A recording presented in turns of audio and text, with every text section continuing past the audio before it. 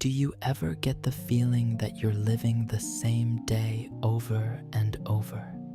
The scenery, people, and tasks might change, but the internal feeling remains the same.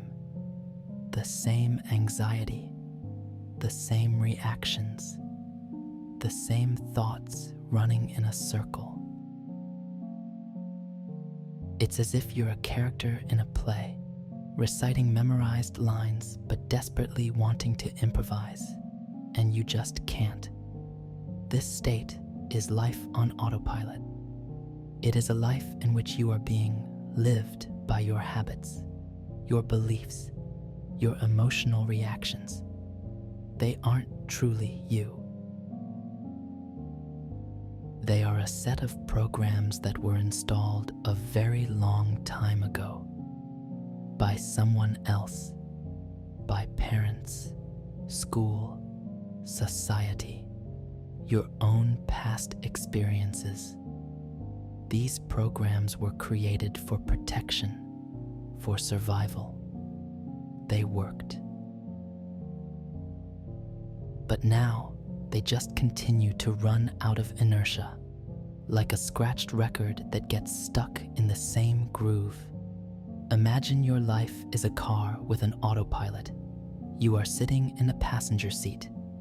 The car drives, turns, accelerates, and brakes. It takes you along a familiar route. You look out the window. Sometimes you like the view. Sometimes you don't. But you don't have the feeling that you are in control of the process, because you aren't. The program is in control. It decides how to react to a traffic jam with irritation, how to react to criticism with defensiveness or hurt, how to react to success with a fleeting joy followed by the fear of losing it all. This is the unobserved life, a life in which there is no one who is watching. There is only the program and the one who is completely identified with it. In this state, reality seems dense, unchangeable, and often hostile. It just happens to you. Problems appear, tasks pile up, people behave in a certain way, and you just react like a billiard ball rolling wherever it was hit. But in physics, there is a principle called the observer effect. It states that the very act of observing a particle changes its behavior. The particle ceases to be a mere object. It begins to respond to attention. This is not a metaphor. It is one of the fundamental rules of how our world is constructed. And this same principle doesn't just work at the level of tiny particles. It works at the level of your life. Inside of you, behind all these programs and reactions, there is someone else. Someone who can simply watch, silent, calm, uninvolved. This is the observer. It isn't some mystical entity. It is the very foundation of your consciousness. It is the part of you that can notice a thought without becoming the thought, see an emotion without becoming the emotion. It is the one who can wake up in the passenger seat and simply start watching how the autopilot drives the car.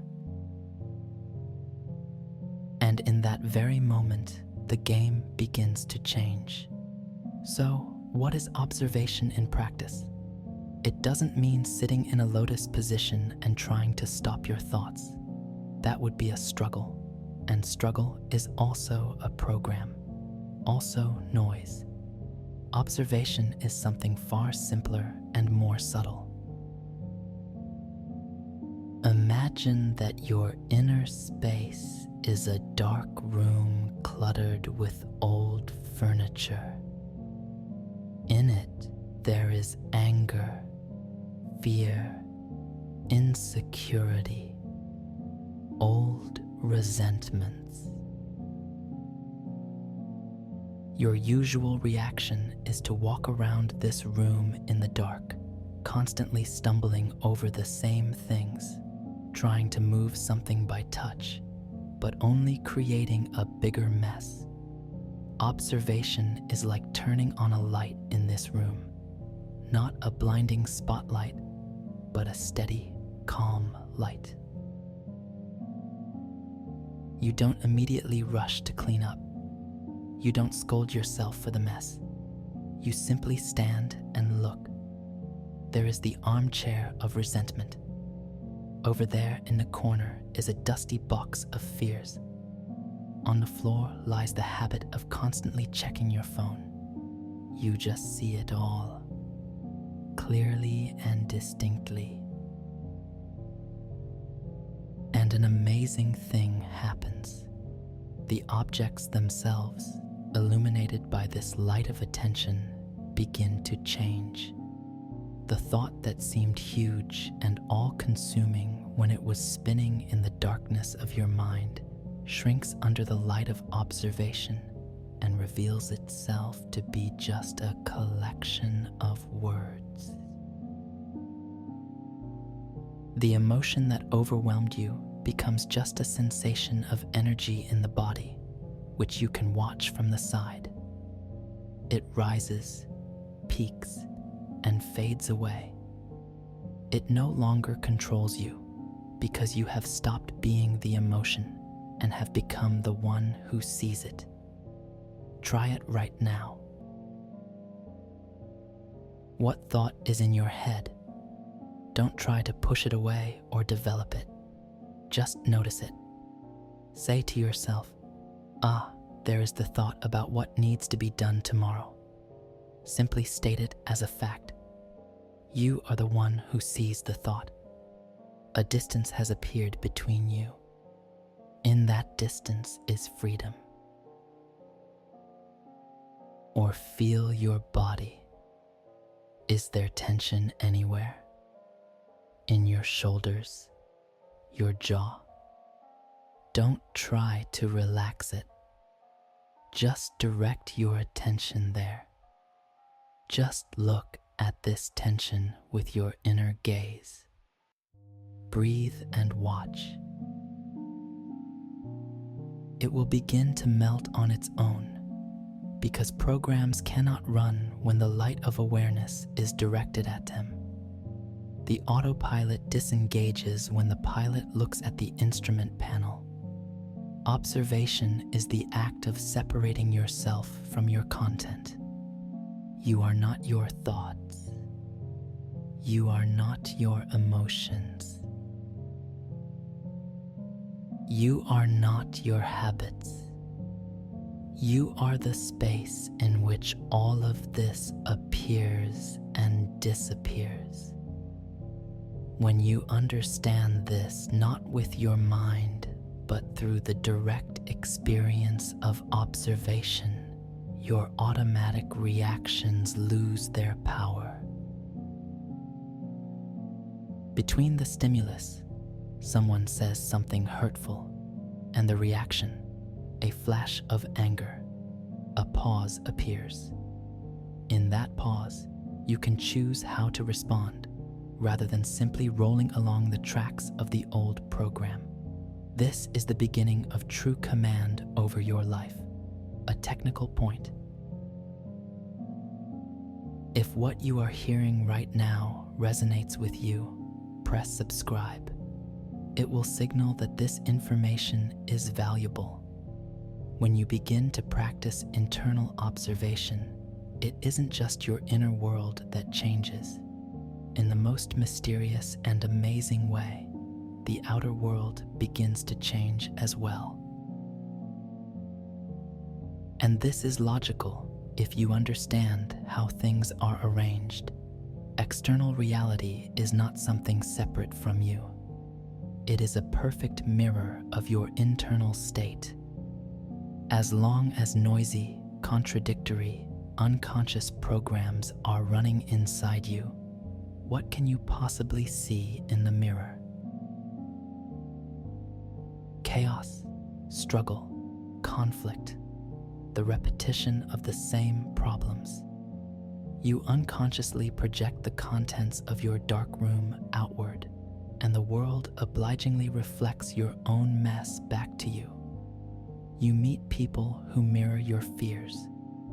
You get into situations that push your buttons. Not because the world is bad, but because the mirror is working perfectly. Trying to change the world without changing yourself is like standing in front of a mirror with a dirty face and trying to wipe the smudge off the reflection. It's pointless.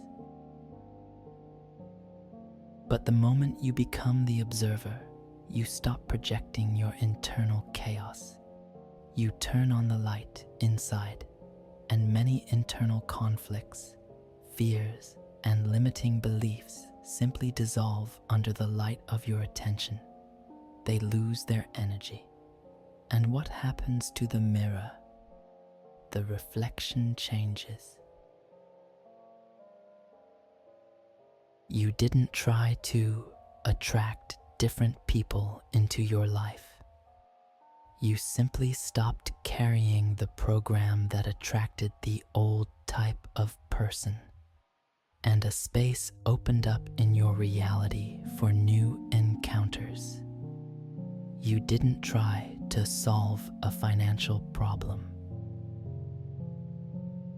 You simply observed your fear of lack, and it lost its power over you. As a result, you began to make different decisions, to see different opportunities that were previously invisible through the fog of fear. Imagine you were an actor in a movie you didn't like.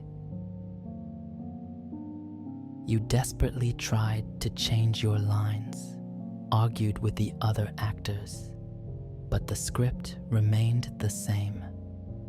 By becoming the observer, you have stepped out of the frame and into the director's chair.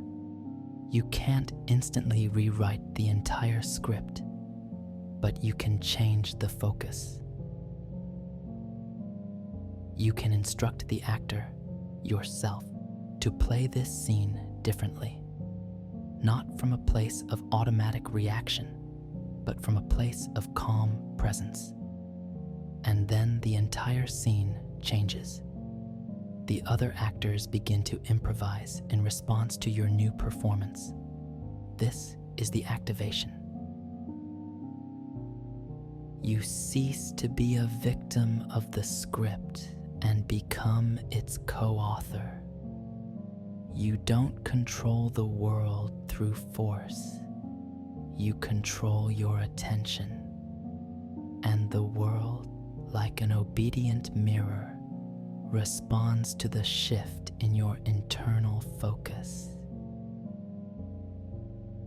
Wherever your pure, calm attention is directed, that area of your life begins to come alive, to harmonize and unfold, simply because you are looking at it.